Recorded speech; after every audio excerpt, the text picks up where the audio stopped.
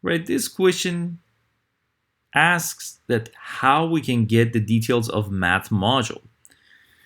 To do this, we need to import math module first, and then we need to use a function called dir, which is a built-in function.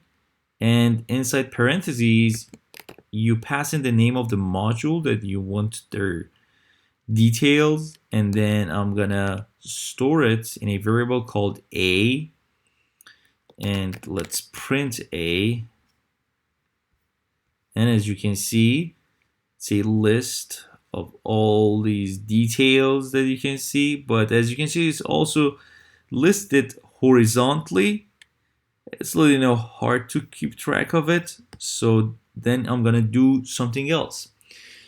So one further step here, I like it to see this list vertically.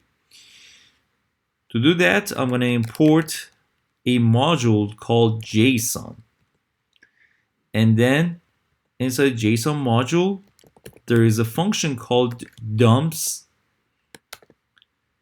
and here in parentheses you need to pass in the name of a variable or the name of that function that you're using.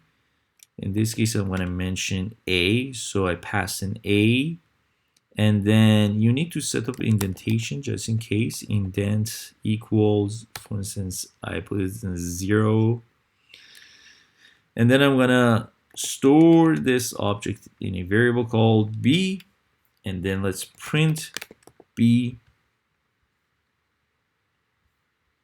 And as you can see, it's now vertical. So the first line is this one, the former way that we did it, and then the second one is the vertical list.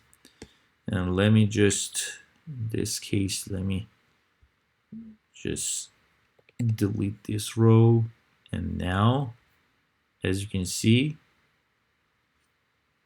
it's now vertically read list. So that's all about this tutorial. Thanks for watching, and thanks for being fan.